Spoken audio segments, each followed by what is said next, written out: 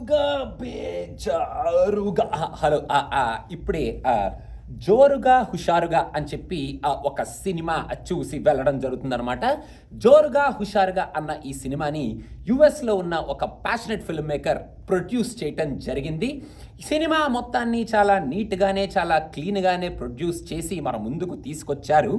ఈ సినిమాలో father and sun ఎమోషన్తో మన చేనేత కార్మికుల మీద అన్నట్టు ఈ సినిమాని స్టార్ట్ చేస్తారనమాట. చాలా ఎమోషనల్గా చాలా హెవీ ఎమోషన్తో ఒక మంచి ఎమోషనల్ మూవీ చూస్తున్నామా అన్నట్టు ఈ సినిమా బిగినింగ్లో స్టార్ట్ అవుద్ది. దాని తర్వాత ఆఫీస్ ఎపిసోడ్స్ అంటూ లవ్ స్టోరీని ఓపెన్ చేయడం జరిగింది. ఆ లవ్ స్టోరీ తీయడం నీట్గానే ఉంది, కానీ మనకు అది ఎక్కడా కొంచెం కొత్తగా అనిపించదన్నమాట. అండ్ అక్కడ ఎంటర్టైన్మెంట్ కూడా ఏదో క్రియేట్ చేద్దాం అన్నట్టు కొంచెం ఎంటర్టైన్మెంట్ ఎపిసోడ్స్ కూడా ఏవో పెట్టుకున్నారు ఫస్ట్ హాఫ్లో, కానీ ఆ ఎంటర్టైనింగ్ ఎపిసోడ్స్ కూడా మనకి అంతగా హిలేరియస్గా, అంతగా ఎంటర్టైనింగ్గా, అంతగా కొత్తగా ఏమీ అనిపించవు. సినిమా అలా సాగుతూ సాగుతూ ముందుకు వెళ్తూ ఉంటుంది. నీట్గానే క్లీన్గానే డైలాగుల రూపంలో కూడా ఎక్కడ కొంచెం ఇటువంటి వల్గారిటీలు ఏమీ లేకుండా క్లీన్గానే తీసుకెళ్ళటం జరిగిందనమాట. హీరోలో ఏదో ఒక ఎమోషన్ ఉంది, హీరోకి హీరో ఫాదర్కి సంథింగ్ హ్యాపెండ్, అసలు what happened, why is hero behaving like this, what is happening to the hero అన్నట్టు మధ్య మధ్యలో మనకి హింట్లు ఇస్తూ ఉంటారు. అది ఏమిట్రా ఎమోషన్ ఏమిట్రా అని చెప్పి మనం వెయిట్ చేస్తూనే ఉంటాం అనమాట. ఎప్పుడు ఓపెన్ చేస్తారా అసలు వాట్ హ్యాపెండ్ అన్నట్టు.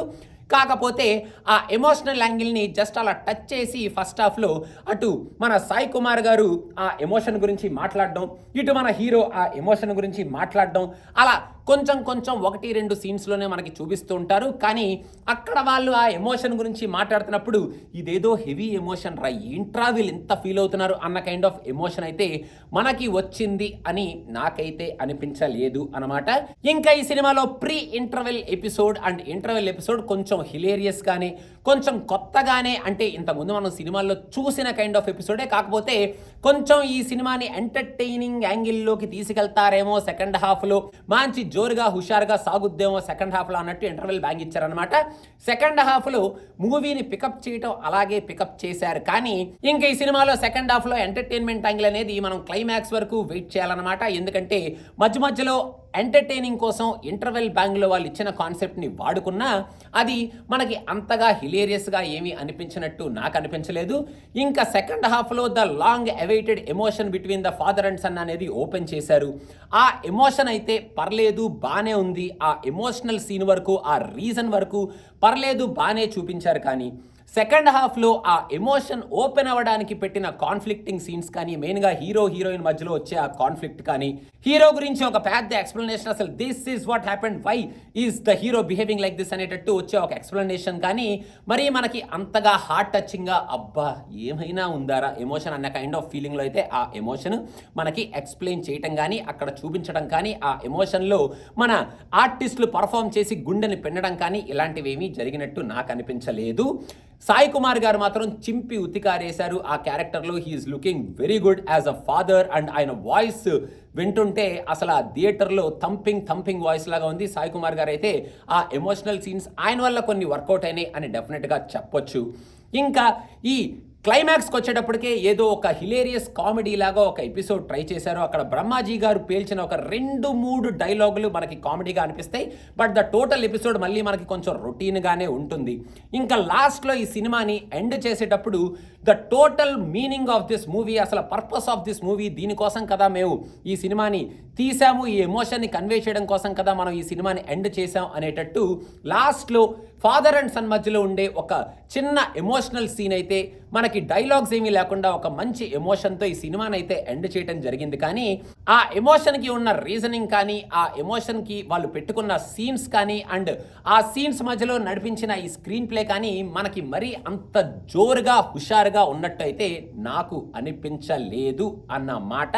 సో ఫైనల్లీ ఈ సినిమాలో వాళ్ళు చెప్పాలనుకుంటున్న ఎమోషను, చెప్పాలనుకుంటున్న పాయింట్ ఒక మంచి పాయింటే.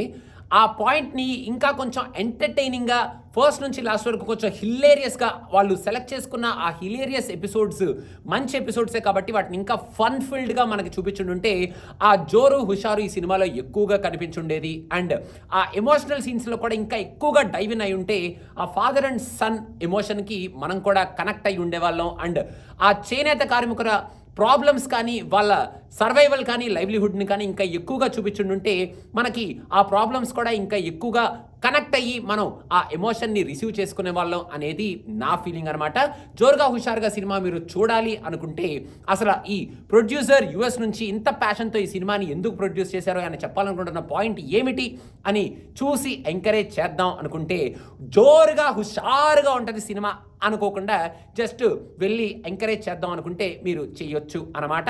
పిండం అని ఇంకో సినిమా కూడా రిలీజ్ అయింది, ప్యారలల్గా పక్కన నడుస్తుంది అనమాట. కానీ నేను ఆ సినిమాకి వెళ్ళదలుచుకోలేదు. ఎందుకు అంటే అనే రీజన్ నేను మీకు ఇన్స్టాగ్రామ్లో ఎక్స్ప్లెయిన్ చేస్తూ ఒక వీడియో పెట్టాను. సో మీరు వినాలి అనుకుంటే టక్కుమని ఇన్స్టాగ్రామ్లోకి వెళ్ళిపోయి ఆ వీడియో వినేయండి అండ్ అలాగే ఇన్స్టాగ్రామ్లో మమ్మల్ని ఫాలో అయిపోండి. Also don't forget to subscribe to cinema పిచ్చా. Keep following us and more videos are coming. జోరుగా హుషారుగా వీడియోస్ అని మీ ముందుకు వచ్చేస్తున్నాయి. సో అదనమాట సంగతి గైస్, నేను ఇంకా జోరుగా హుషారుగా